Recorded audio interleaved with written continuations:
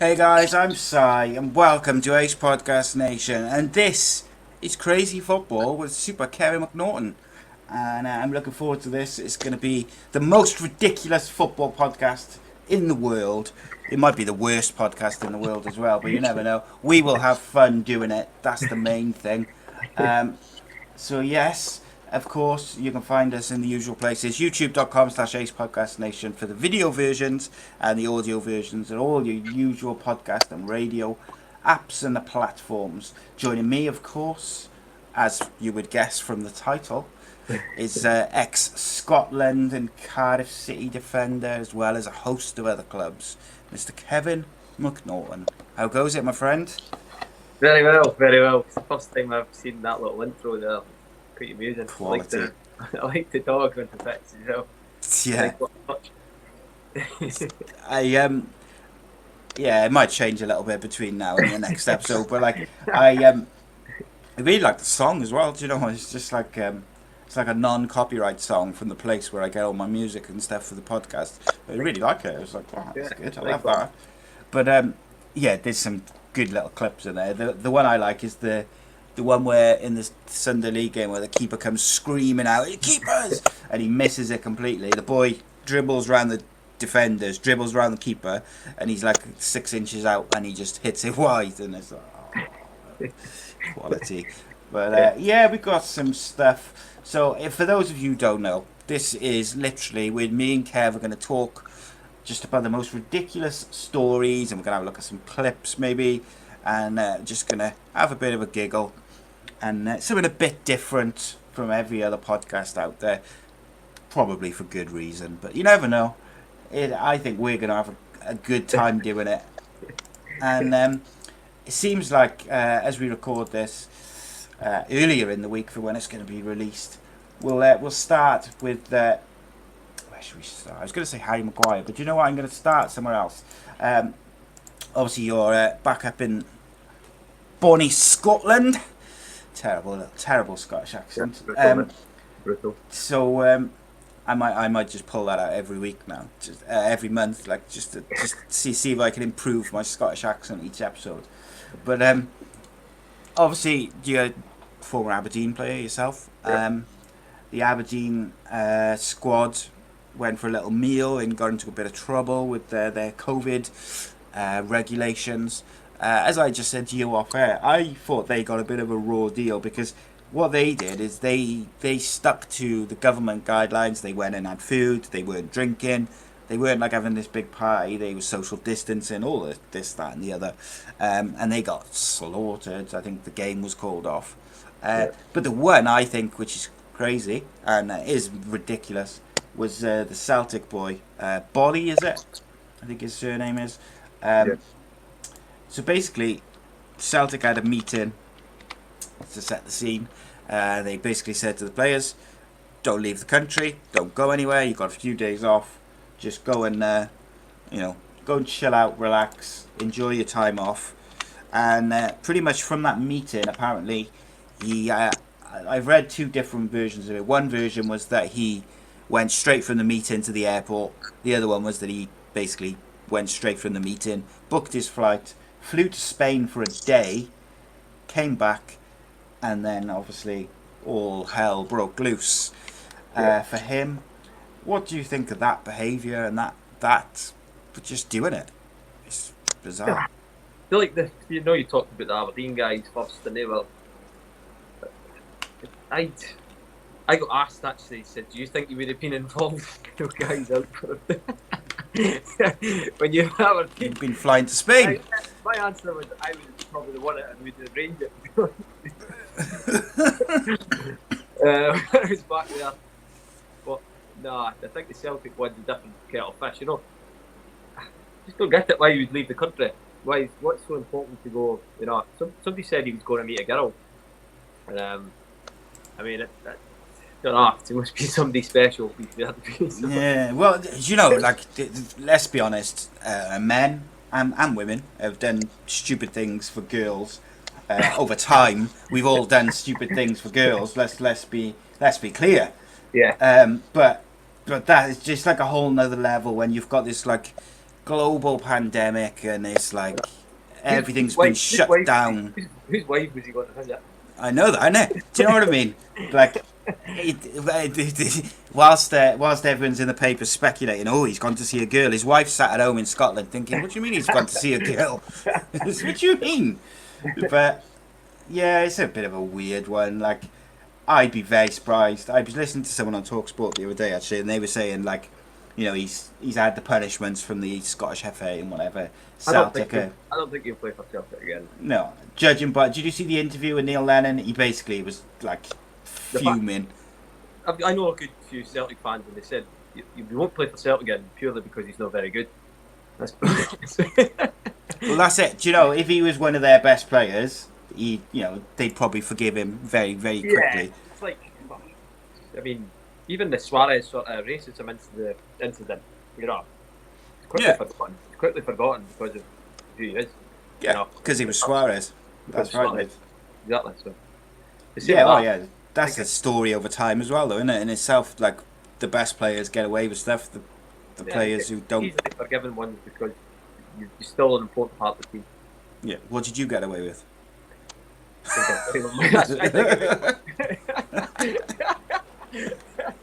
I got thrown the book at me, mate.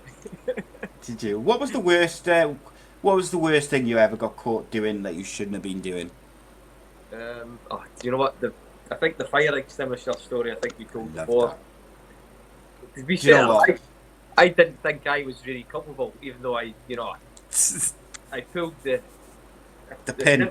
If you didn't watch the last one that I did, told the story about Paul Quinn went into Tom Heaton's room and had the fire extinguisher, and he was attempting to spray it on top of Tom, but he just couldn't work it because he hadn't taken the pin out of it. So, me being me, just the drunk, I was just looking at it, don't take the pin out, don't take the pin out, don't take the pin out.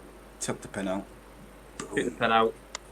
Everywhere. And so but instead of it being the gas ones that just spray and they cover you a wee bit in whiteness, but it was like a strange sand, like a sand one. So the whole was covered in sand.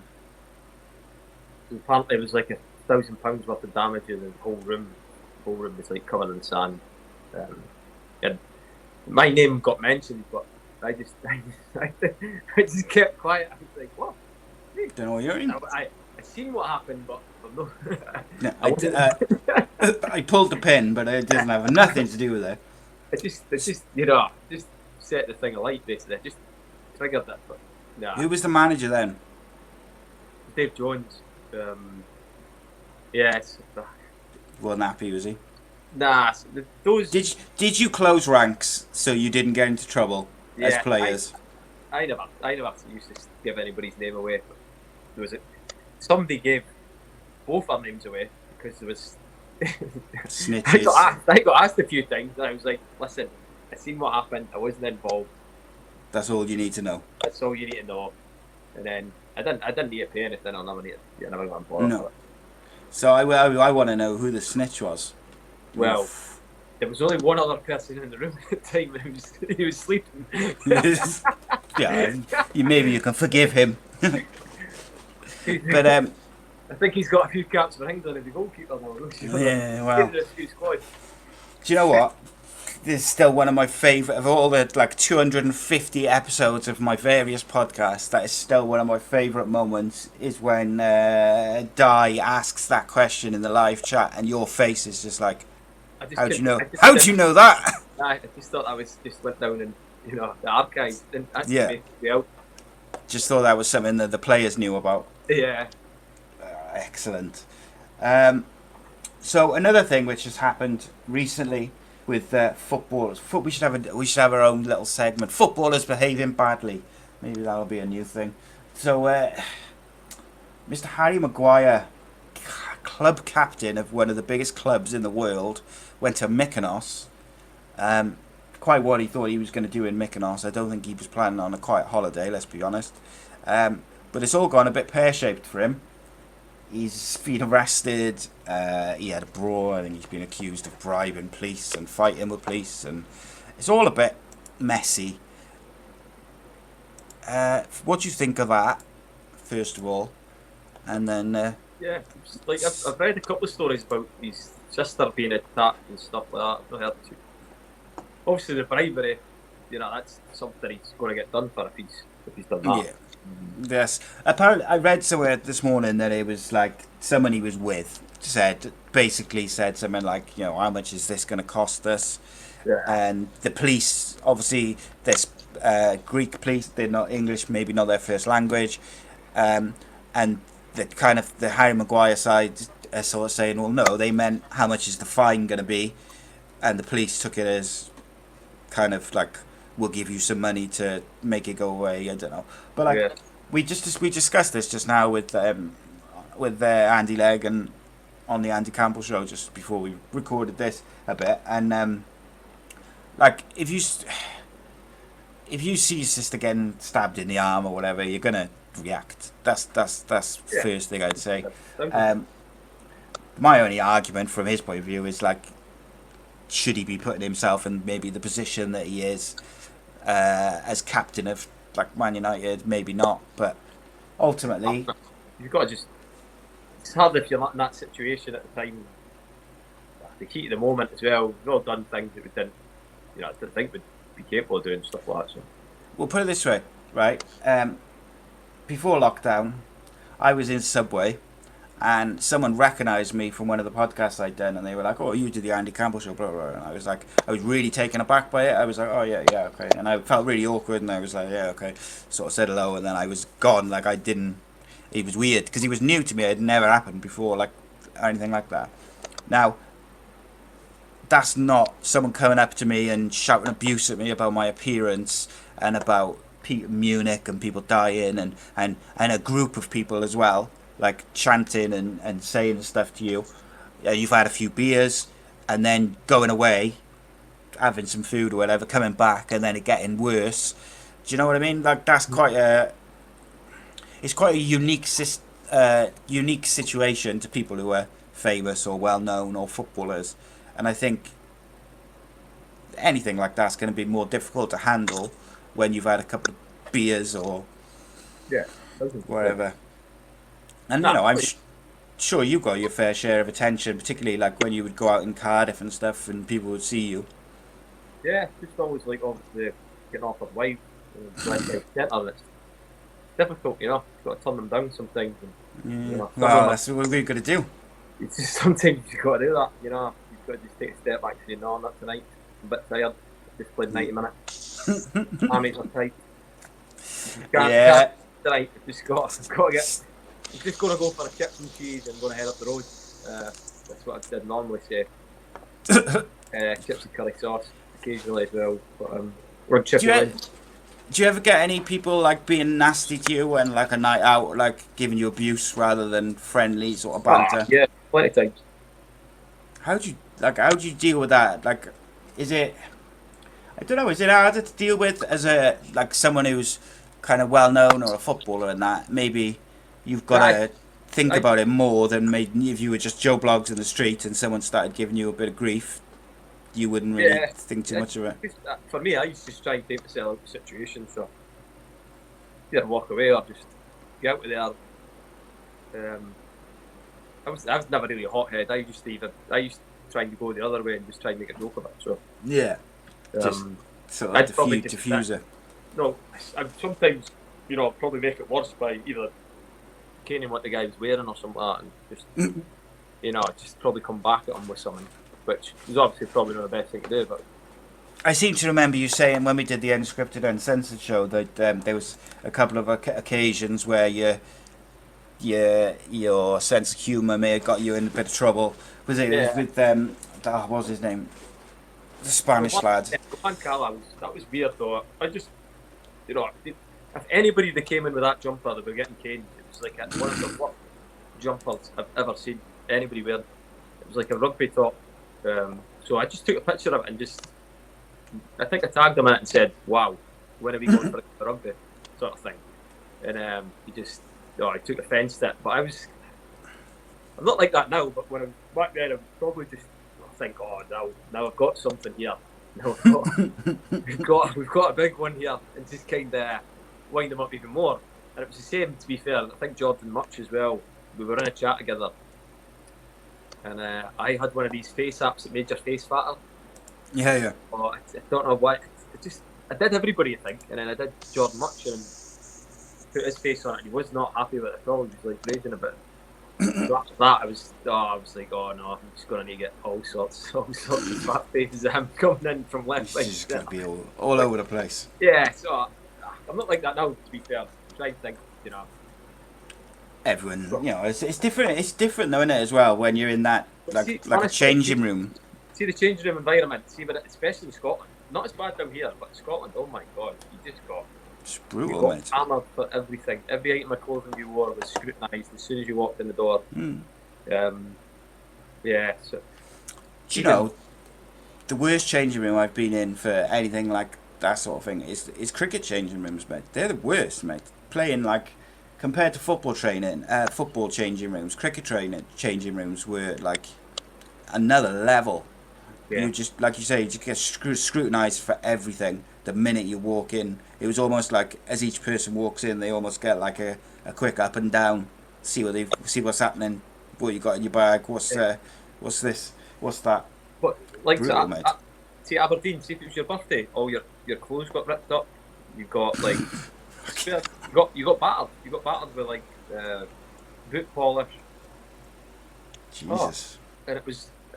And there was, I think I mentioned this to you, there was a changing room at Aberdeen that when you first signed, when you were a kid, you had to walk through this corridor to get to the shower. So it was like a office people used to walk through this corridor. So you had to you poked your head out the way you looked to make sure there was no staff or that walking up and down.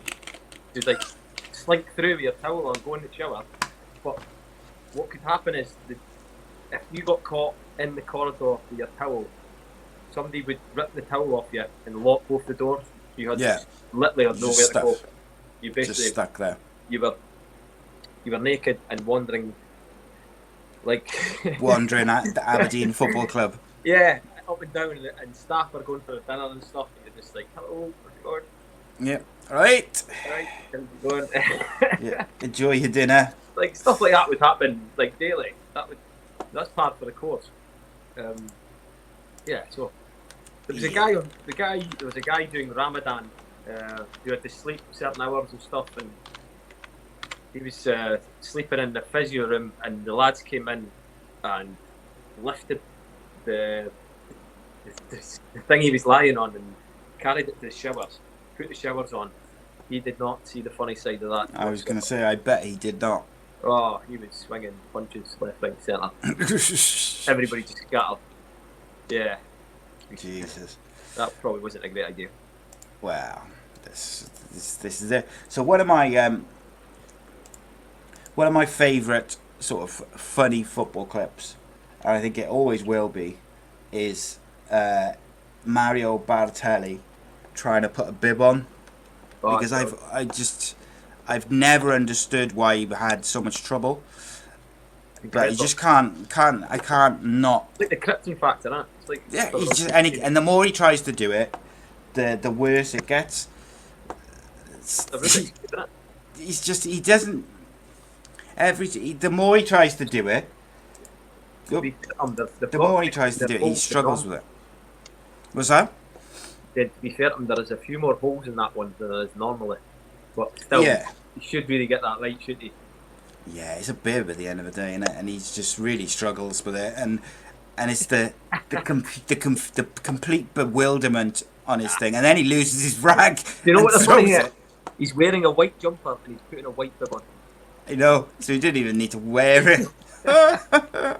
And then even when the guy comes to try and help him, he basically just picks the bib up and hands it to him. He doesn't help him, and then when the coach or whatever it is walks off, Balotelli then kind of shouts at him back, and he comes back and he literally dresses him like a toddler. I just phenomenal. I could watch it all day. Just I can understand why he's put it on. Yeah, why would he's wearing white anyway? That is a very good point, though, mate. Loads of people, obviously, when we were asking for clips and stories, we didn't have like a great deal of time for people to send stuff in, because it was only like a couple of days. But obviously, there'll be a couple of weeks between now and the next episode, so we'll have more time. But everyone, as you would expect, was asking about the Sean Massey incident, so I don't want to go over it too much, because obviously we went through it on the last show, but we will have a little look just for old time's sake. I just discovered an interview of her talking about it. I've never seen that. I think it was a week or so afterwards. Yeah, didn't she say something like, "I hope you're not going to do that again"? Yeah, did that. Yeah. Bless her. I'm planning on doing that again. It's like, sorry. Jesus. It's the thing which gets me though, Kev, every time is like, it's the look of anger as you run in towards her. You see her coming, you could have stopped at any point, and you just flatten her. But look, it's just brutal every time. I've seen it a million times. Oof, that was really bad. Smash. I just noticed that Bellamy's quite close to you as you do it. Does he say anything to you as you're walking back? No, no one cared. I know it looks like I've meant to do it, but I've not meant to do it. The thing is, though, mate, right? In slow motion and replays and that, it looks like you could stop, doesn't it? Do you know? It looks like you could stop, but when you watch it in full motion, I didn't realise I've kicked the ball at the pitch. I didn't realise that. I thought it was still on the pitch, so I thought I better go again here and try and get it. And then as soon as I was looking up, she was there, and I just automatically just went shoulder block there, took her out, mashed, because she was right in my face. Yeah, the one thing I should have just made sure she was all right, but just sort of went sorry, and then I ran off. I kind of sauntered off, really, to be honest with you. Just walked off and said, "Have that." Yeah. But no, she. To be fair to her though, she was up. She didn't. She could have milked it, mate. So I was, I felt my hammy after that. Shit. She got straight up. She, I've seen some footballers stay down for a lot less than that. I got death threats for that. Got all sorts of stuff. Did you? Yeah. Who'd you get death threats from? Sean Massey? No, just some. I got a few letters to the club. Well, like feminists or something, is it?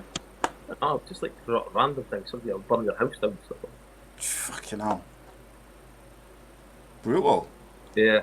Gonna burn your house down because you accidentally bumped into the lineswoman. Jesus. Somebody take their time of the day out, so I'll know what I'm going to write to Cardiff City Football Club. Kevin McNaughton, because he really angered me a lot. Well, do you know what, Kev? These days, they probably would have written to the club and tried to get you cancelled or like kicked out of the club or sacked or Like what I said, kicked off social media. no, it was like my mum and dad were really wound up. But I said, Mum and Dad, let's give this a couple of weeks to be over. The thing was, my dad sent me an article. He said, listen, I think it was the Daily Mail. I don't know, one of them papers that just blow everything out of proportion. Yeah. But there was a segment that Osama bin Laden had died, and it was about 2 by 2 inches, and then there was a section I'd run into the Shan Massey, which is about 6 by 6 inches, and has pictures. That's it. You've taken a wee bit of pressure off Osama, at least. Yes. Jesus Christ. And then, to be fair, there was a lot more news about him. To be fair to Osama, he took a wee bit of pressure off it by dying, getting killed. Yeah, he's let you off the hook, really. Yeah, just like Osama, he took a bit of pressure off me for the week. Good effort. It's about time. It's about time he did something positive, and there you have it, straight away. I can't believe you got death threats over that. That's unbelievable. Someone's taken the time to write a letter to the football club to try and get you sacked, as it were. But so I'll have another look. I got some Sunday League football clips for you to look at in a minute. But I found these stories. So I found some stories. Just they're from various points in time. Some more ridiculous than others. So there was this one involving Charlton Athletic. So basically, I'm going to read it because I don't want to lose anything on it. But the headline is sex on the beach. So they took things. For one couple, they took things too literally, as a couple were uncovered on the Charlton Athletic football pitch having sexual relations. The home of the addicts reports in the Mirror 2015 that the naughty couple got up to all sorts in the centre circle of the valley. The unidentified pair were seen on the social media video uploader Vine, which went viral in a big way, surprisingly enough. They had reportedly forced entry into the ground, based in London, in the wee hours of the morning, and ironically they were found after the goalless draw between Bromby and Rangers, but these people, Sean, had no trouble scoring on the pitch. The guy was obviously something out of a stroll in the valley, wasn't he? Valley. It's just that's it, mate. Isn't it? If you can't use a centre circle for that, what's the point in having a centre circle? Seriously. Nobody got hurt, did they? Yeah, mate. It was. It's bizarre, that is. I just find it really weird, like just random, like Yeah. It must have been big Charlton fans as well. Like, big Charlton fans. Did you ever try that? Did you ever try that Ninian Park? The Ninian Park wasn't exactly hard to break into. Do you know what I mean? You just climb over the gate, and that was about it. But it's falling to pieces, so there was bits with just like gaps everywhere. Yeah, mate, you could probably just crawl, like make your own hole in the stand somewhere and just crawl through. I think the sea was like lopsided. I was like, somebody gonna fix that? Yeah. Don't want to fix the stadium up, Jesus. But there was, as it were back in the day, a lot of the football stadiums were falling apart, weren't they? But like Ninian Park was. I always used to sit like either in the grandstand in the corner by the away fans, or sometimes the Grange end, and then like when I was little, I would be in the family stand or the Bob Bank with my old man. But like in the last season in Ninian Park, we went there, and I was in the Bob Bank, and I hadn't been in there since I was little, and It was like met up with a couple of mates, like because it was like one of the last couple of games. It was a kind of like a, just wanted to reminisce and Yeah. sort of try a different part of the ground. For me, I was quite looking at, and I just remember walking to the toilet at half time, and it was just like a wall where just literally just a wall. It wasn't a toilet. It was just a wall where people had to just go to the toilet and whatever. And I just remember thinking we probably do need a new stadium. Thinking about it, like, because I had spent the previous months moaning, I don't want to go to a new stadium. I love Linear Park, which I do, but I remember like being stood there at half time, surrounded by all these football fans and blokes, like, and we've all gone into this little hut to just piss on the wall, and I was just like, yeah, probably need a new stadium, but I loved it. yeah, it is, mate. It's the amazing. best thing about it was just felt enclosed. I think that's one thing about sort of modern stadiums. Don't feel right on top of the pitch. I think that's a bit like Cardiff City Stadium's a bit like a. It's not really right on top of the pitch, is it? It doesn't feel. No. There's a few actually stadiums where the actual stands quite steep, sort of. Mm. I think those sort of stadiums are really good in terms of like creating that sort of enclosures type sort of Coliseum type feel. Yeah, it's like that old style stadium feel then, isn't it? When it's like really. Yeah, but I remember just going to get a throw in, and there was obviously lads like 2 yards away from you. Yeah. You're having a good game. Well, that's it. You're collecting the ball for a throw in, and as you're picking up the ball by the billboards, the fans are right there, and they right next to your face, like, so it's. It's good. That's the good thing. Yeah, I gotta say I miss it. Always a good surface as well. There was not many games called off, even though I don't think the facilities were brilliant, but there were never a lot of games called off. The groundsmen have always been decent there, haven't they? Yeah. Like the pitch was always good. Yeah, 100%. The weird pitch as well, because obviously if somebody was stood over the other side of the pitch, you couldn't see their legs because there was a sort of camber on the pitch as well. Yeah. That's got to be weird as well, though, when you're playing to like have that like weird. I used to prefer, like, it was weird when I was playing right back. I preferred the opposite side from the sort of main stand. No reason, just no rhyme or reason. No rhyme or reason whatsoever. I just preferred going down that hill. I was just having when I played left back. It was the same going back up the hill. Don't know why. Weird. I was just having a look to see what the steepest stadiums are in the world, but I can't, unfortunately. You can find a list for everything else, but you can't find a list for that, typically. If I asked you who had the shortest ever managerial stint in the world, ever, who do you think it was, and what club? I think I knew. Somebody gave me this quiz during lockdown. So this is one of the 5 million questions that was asked over lockdown. I'm not going to get it. Somebody obscure, is it? Somebody obscure? Leroy Rossignol. His managerial reign lasted 10 minutes.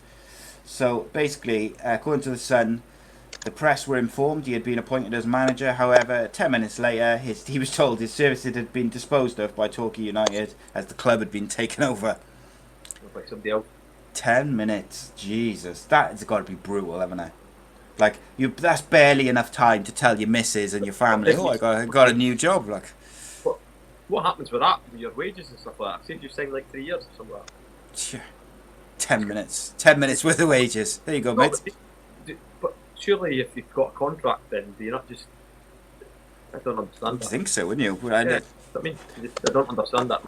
There was a cooling off period of 10 days. 10 minutes. There's a 10-day cooling off period, like 10 minutes. 10 minute food, 10 minute. Yeah, we changed our mind. Jesus Christ. There's not even enough time to like tell your family though, is it? Do you know what I mean? Like, phone your missus and that's it. It's gone. Done. Yellow banner. So he just comes into another banner. He's like, that was his big chance as well, I imagine, you know? 10 minutes. I was going to have a look then. See, 10-minute stint. Jesus, that is. I think that's terrible. That is. Could have given him a day, couldn't they? And just said like. Could have at least let him train them and just just go out. Introduce himself to the players. Could have just said, listen, that training session was that bad that you've lost your job. Yeah, that training session was absolutely appalling. There's no way we can keep you employed. Can't keep you employed. That was horrendous. I would say clear out your locker on your way out, but you haven't got a locker because you haven't been here long enough to have one. So there we go. Of course, another one of my favourite clips is it's nothing to do with the fact that I'm not a very big fan of Liverpool. Is the infamous beach ball clip. No. Now we'll have a look at it now, and I want to know as you talk us through it, what you would have done if it was you, and it like if I was the goalkeeper on why, or just if you were playing like just what would you, what can you do? Like I'd just be grabbing the beach ball, just stamp I'd be the beach taking it ball home with out. it. I'd be taking it home, and that would be on my mantelpiece for the rest of my life if I scored via beach ball. So here we go. That guy's obviously slight upset, and Oh Jesus! Like straight off the beach ball, past Pepe Reina, and it's just one of them, and it is where like that it should be allowed, should it? According to the rules. No, they should have not given the goal, should they? But they didn't. There he is. Like there's the little Scouse man there. Great, he hits it on. Oh. Can you imagine how he felt as everyone around him, all those people around him, but they've all seen him hit it on, and then bang, straight away, goal to Sunderland. I bet he was popular. The beach ball going as well. Let's have a look. Beach ball. Yep, beach ball went in as well. Bonus. Good one. So yeah, it's one of those things, isn't it? Like, if you tried to do it, you wouldn't have been able to do it. But Jesus, like Liverpool players must have been fuming, and I think it must have been. I must admit, I didn't know that rule. Did you know the rule? See if you when you first seen it, did you know the rule that would not be allowed? No, I did. There's nah. some. See, that's the thing. So if you were a player on the pitch, you'd probably just go, "Come on, ref." No, I wouldn't even. I think we'd just go, "Oh no, what's happened there?" And just kind of go on with it, because I wouldn't have known. I would just been like, "Oh." Well, like I would have thought. I think the first thing was they were kind of moaning, "Come on, ref, that can't be allowed, surely." But then, when the ref says like, "Why?" you'd be like, "I don't know." Just purely, it's a Liverpool beach ball, so it's a. It's your own fault. It's your own fault, you idiots. But so, what was the rule? What's the rule then? If it hits something which is not I think it's like a foreign object. Foreign object sounds like something from WWE. Excellent. I couldn't have happened to a better club. Can I say? You're not a Liverpool fan, no? No, I can't. I just can't. They frustrate me. Frustrate me is probably the politest way to put it. Have you ever had a foreign object on a football pitch, Kev?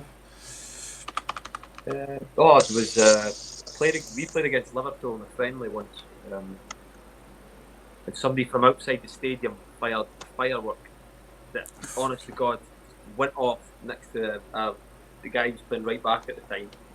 A guy called Michael Hart. Honestly, just missed him by about 2 yards. Exploded. Obviously, the game stopped for a little bit. Just lucky, like I don't know. The fireworks. Has anybody been maimed or anything like that by fireworks? I know it's fucking dangerous, but. Well, yeah, there was a guy in Cardiff Arms Park.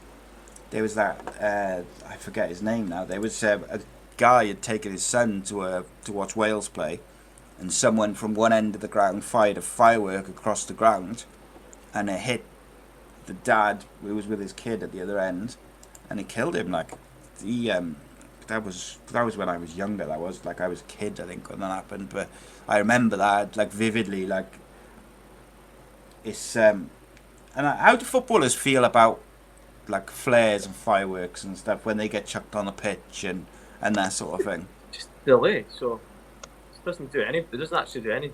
Both the teams, it doesn't do anything good. So it's just. Pointless. We played Aberdeen. Aberdeen played Rangers, and both sets of fans started fighting on the pitch mid-game. I played in that game. It's quite a funny picture. There's loads of police lined up in front of the Rangers fans, and I'm going to take a throw in, and one of my mates is like put a caption on it saying hundreds of police trying to keep Kevin McNaughton away from the Rangers fans. But it was like crazy. We went off for like 10 minutes. We had to go off the pitch. All the players had to get taken off the pitch because one of the players got hit in the head. It was Robbie Winters got hit in the head by a coin. And Aberdeen fans reacted to that by running across and fighting with the Rangers fans in the Rangers end. What year was it? Do you remember? That would have been about 19, so you're talking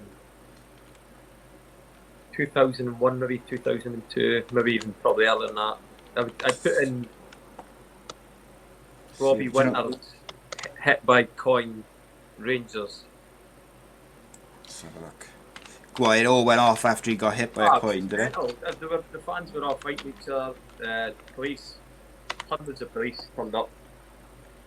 So we'll see if we can find. And we still got beat. We still got beat at the end. You know.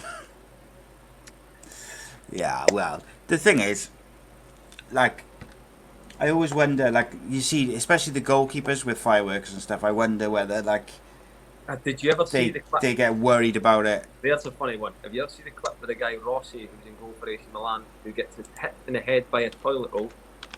And he thinks there's something much worse. And I'm sure he gets stretchered off. No, that can't be right. Surely. I'm not kidding you. He was Rossi, goalkeeper. Rossi hit by toilet roll. Milan, you said, wasn't it? I think it's I'm Milan. going to have a look at that. He gets hit in the head by a toilet roll. And he goes off. He's on the floor. He's on the floor for a good 10, as if he's been, obviously it wasn't Andrex, so. Yeah, it wasn't soft. It must have been like soft. It was one of those like cheap 60p brands, which are just like sandpaper. Yeah, a little maybe. Jesus. But that's got to be it. Do you know what though, right? When he's gone down and he's made that big fuss of it, he's probably thought he's been hit by something. If you come down and see toilet roll, you must think, wow, what have I done? Well, maybe he didn't open his eyes. Like, maybe he was like, he's playing it up and whatever. Well, you know what he could have done? He could have wiped his tears with the roll. That's it. Could have hid his face with him from the embarrassment. Just pretend that, he just did it for a joke. Yeah, he could have. He could have styled out a wee bit. Could have done anything, mate. Couldn't he? Just not gone down like that. You could have had a deal with Andrex for life. They'd have just styled out a wee bit. Well, so I had Adam Hollyoak on, who's played cricket for England, and when he was on one of his tours, or he was like in, I can't forget where it was, West Indies or India or somewhere, and he had a bit of a bad belly and that, but he knew like he had to eat, didn't he? Because he was playing professional sports. So he basically was like living on Mars bars or some chocolate bar, and the papers, as they do, printed it that he was living on these things, and he got a lifetime supply of Mars bars. So I asked him when they did this show, I said, so do you still get the Mars bars and stuff? And he said, well, they kind of sent him like a load of cases of it, and then that's it. They didn't give him Mars bars for life. I was like, I'd be trapping those. Yeah, I'd be on to them saying, hang on a minute. You said for life. I want a box, every month or whatever. But no, I can't find it. Are you sure this happened, Kev, this keeper? Because I can't find it anywhere. It was definitely Rossi, was it? It's either Sebastian or Rossi or something like that.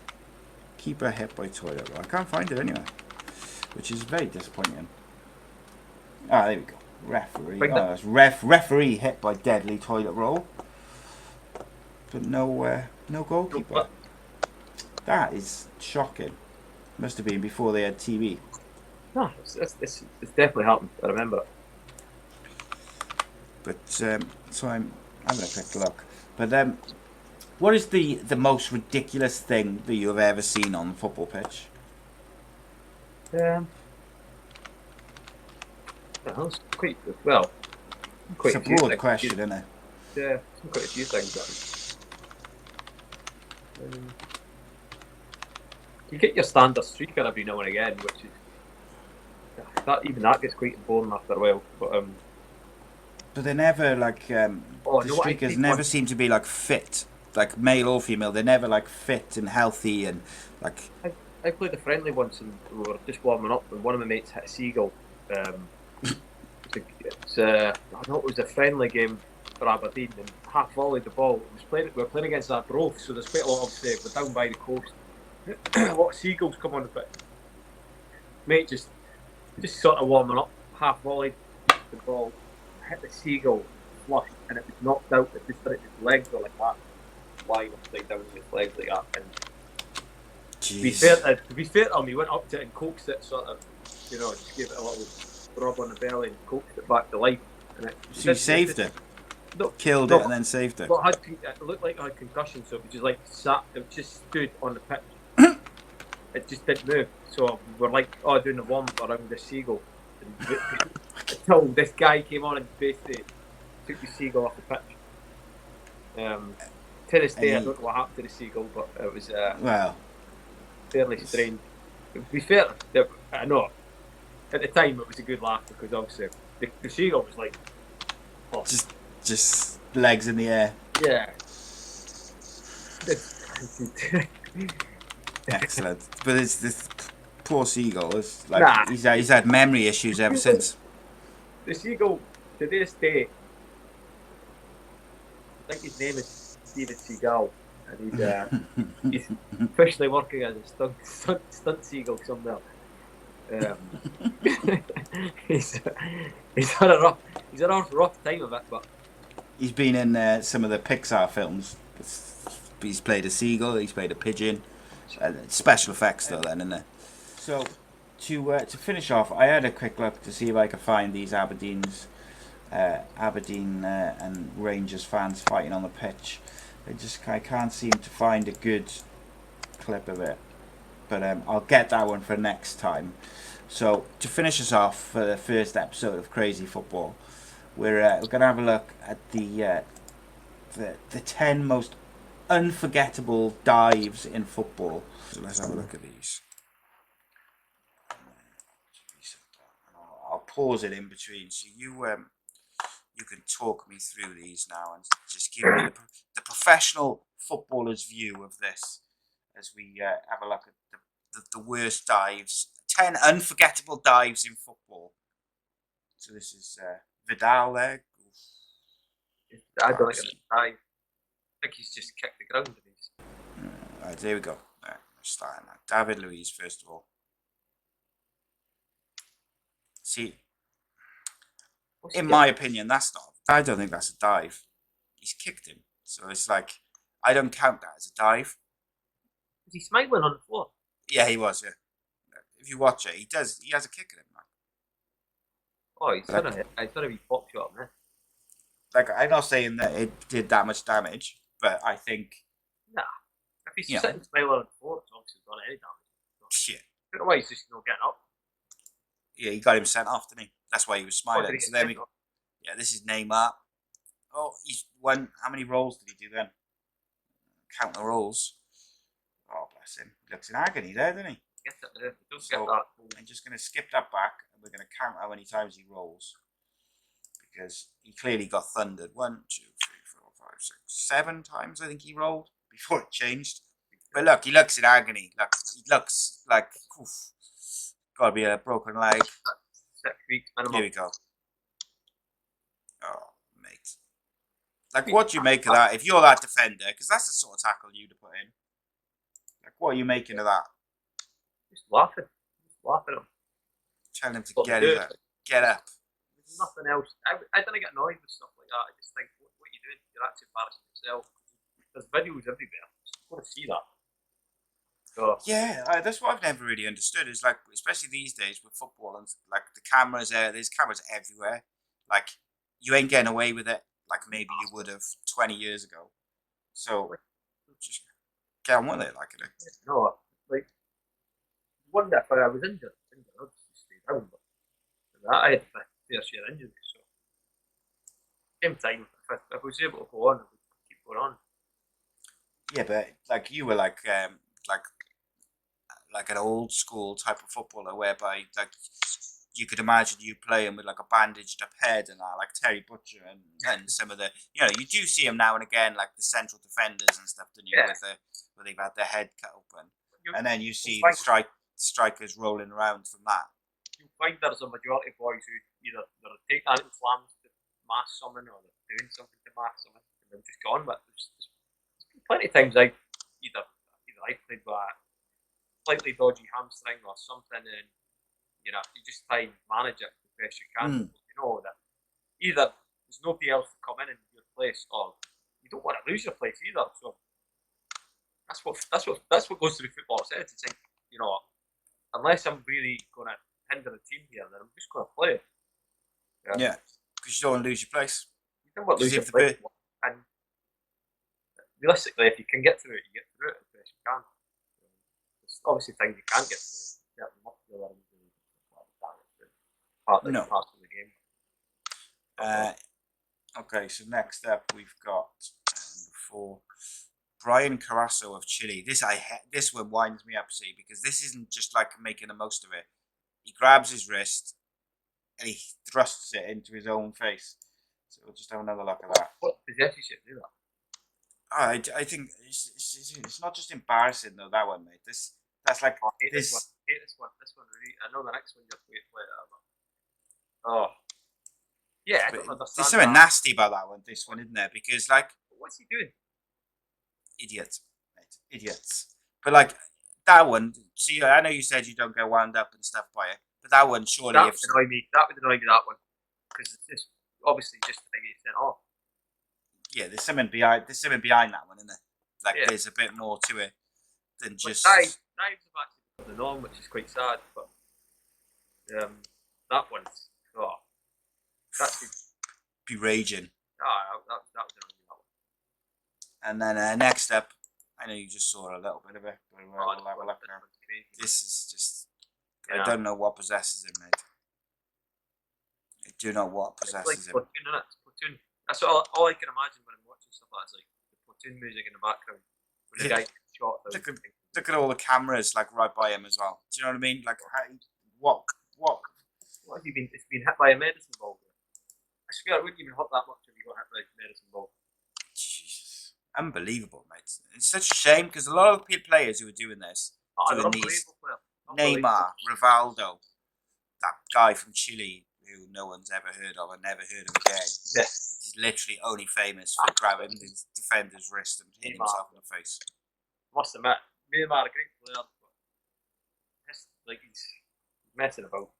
I don't think he's got the mentality to be where Messi and Ronaldo are. Just gets involved, doesn't he? Just wants to get involved. I don't know what it is. I don't know whether he's got so much money, it's difficult to motivate himself, or he's just hasn't got that. Yeah, but he's just like the commentator. I've seen him actually running a few times. He's like, wow. Someone told me, and I have to say I'm going on second-hand information. Someone told me he's got a really weird relationship with his sister. I've heard that, Bill. Don't know what that is. Maybe that's one for us to investigate on episode number 2. Well, if we get called back for a second episode. Don't get arrested. Which footballer's going to get arrested between now and next week? See, this one is ludicrous. Just going to take it back a bit because if you just watch him down in the corner by Adrian of Leeds, watch him now. He dives once, dives twice. It's the second bit where he like flicks up like a fish. Yeah. It's like one of them fish. Like it's like he's been caught.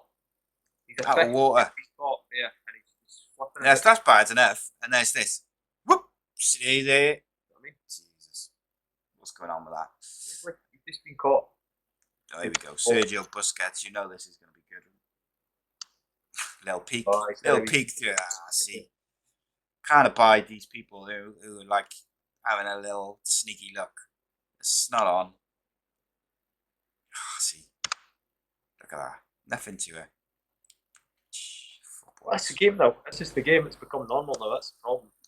Yeah, it is. That's it. Oh, jeez. Oh, come on now. I don't know if that is that a dive or did he just fall over? I think he's either. Gotta have a look at that one again.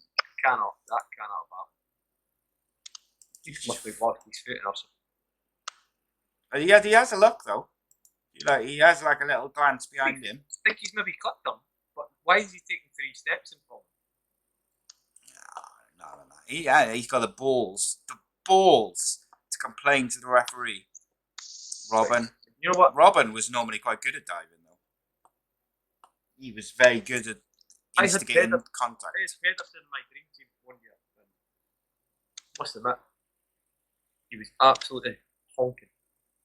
You couldn't change your team. You just picked your team to start the season. You had him the whole season.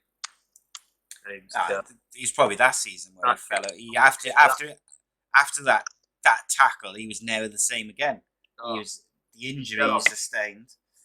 He was never the same again. Quite lucky not be hospitalised after that. Brutal, mate. And speaking of hospitalisation, let's look at this brutal tackle by the Mexican team on Aaron Robin. Oh, look at that. Perfect form, arched his back beautifully. I thought that was very nicely done. He knows what he's doing, doesn't he? Look at that. Just waits for it. Boom. Arch the back in the air. There we go. If that's VAR, Jake, you get the penalty there. Yeah, because he got touched, so I think they can't overturn it, can they? It's crazy, isn't it? It's crazy what it's come to. Like if you get a skiff or a little touch, if it's. They give you the benefit because if you look at it, does actually get touched. He gets like his foot stood on. But the thing which does it for me, like in terms of making it a dive, is I'll pause it now. So it's there, like that's a foul if he just falls to the floor. But it's this bit there where he like arches his back and throws his arms out, and it's like, come on, mate, just go down naturally. There's a penalty. Suarez, here we go.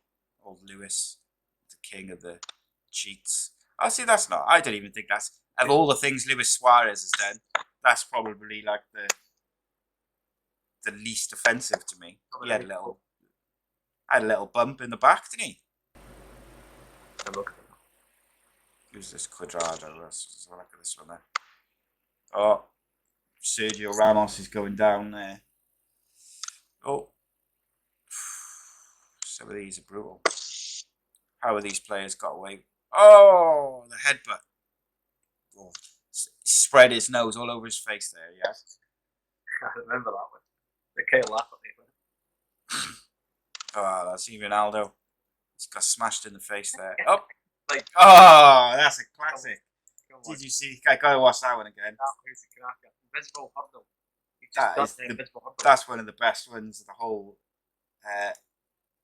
compilation. Ready? Whoop! Oh, that's beautiful. Beautiful. Invisible paddling. He went down about 10 minutes later. This one's unbelievable.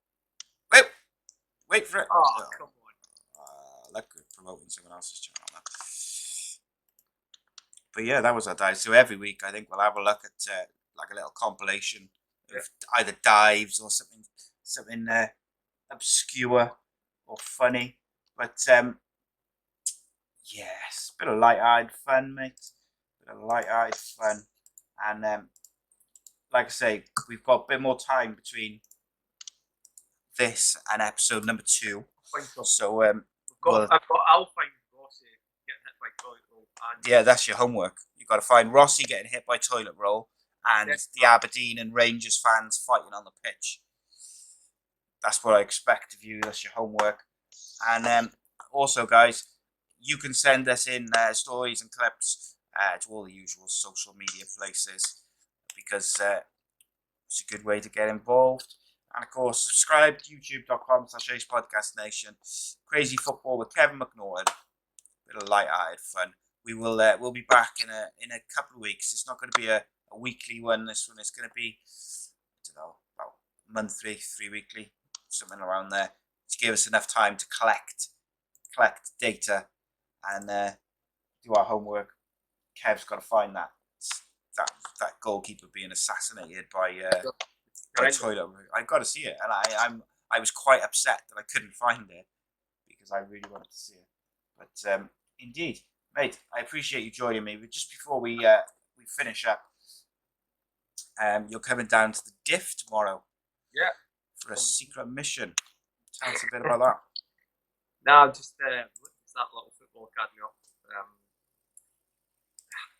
Depending on obviously circumstances at the moment, whether I can get something sorted, but looking to try and do a couple of little football camps at the end of October, and then try and roll into doing one night of coaching sessions a week. But hopefully I'll send out details about that once I can get it really rolling. But yeah, just the opportunity for younger kids, either kids that are starting up or who are either at the boys' club or things like that, and they're looking for extra training, looking for a wee bit of support. That's what we're trying to sort of introduce. So there'll be extra couple of coaching nights there for kids if they're interested. Hopefully, Indeed. fun. Good stuff. Learn a bit. But that's it, mate. Is there anywhere set up at the moment for him to go and have a look for more information, or is that going to come at a later? It's going to come hopefully next week. Hopefully by the end of next week there'll be a lot more information. Try and get some places booked and stuff. But yeah, that's the sort of mission for me next few days, going down to Cardiff, get things organised. But I'm looking forward to trying to get something new down there and try to get back down in Cardiff as much as we can as well. Top man, I was very disappointed to find out that you had no time for beer drinking, but there we go. We can always find time for it. I'll try my best to find time for it. Find time for beer drinking. Yeah, you never know. We might be able to film one of these in person. You never know. Oh, it's been horrendous. No, it's a later date. Get something organised where at a game even. That would be yes. Get a little game time reactions. That's it, mate. 100%. I think there's loads of different stuff we can do with it. I'm looking forward to the next one already. Seems like a month or like 3 weeks or 4 weeks. It feels like ages away, but I'm sure it'll fly by. And I appreciate your time, mate. I know you're a busy man. Yeah, busy at the moment. Indeed. Follow Kev on Twitter at Kev McNaughton, is it, mate? Yes, at Kevin McNaughton, Twitter, at KevMCN17, Instagram. Have you got a separate one set up for your art? Yeah, there is. But I don't think anybody goes on it, so I just end up doing it on the KevMCN17. But yeah, check out Kev's art. It's awesome. It's incredible. I like it a lot. And it's going to be good. But follow us on Facebook at AceCast Nation. Follow us on Twitter at AceCast_Nation and Instagram at A.C.E Podcast Nation. And of course, subscribe to the YouTube channel. And we will see you for episode number 2 in a couple of weeks. Tell us what you liked, what you didn't like. And as well as that, make sure you send us lots of clips, stories, anything you can find which is ridiculous. And if anyone comes up with a better name than Crazy Football with Super Kev McNaughton, then feel free to send it in, because we can always change it up. I'm just not very good at the old naming of stuff. So I'll think of what though. I'll think of something. We'll have a think. Open to change. But until then, we will see you for the next episode, and obviously check out all the various podcasts and series. And we have a live football podcast every Monday and Friday with Andy Campbell. Check out those, because we have some really top guests coming over the next couple of weeks. So have a look. Cheers, guys. Cheers, Kev. Yep.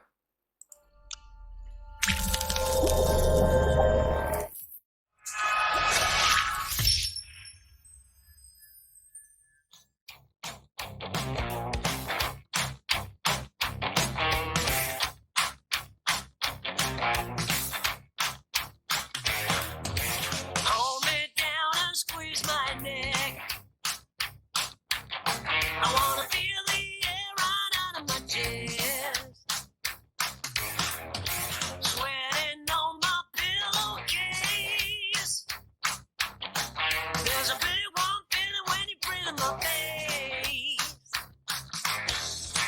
Nothing more I need. Messi. Immens Messi. Ancora Messi.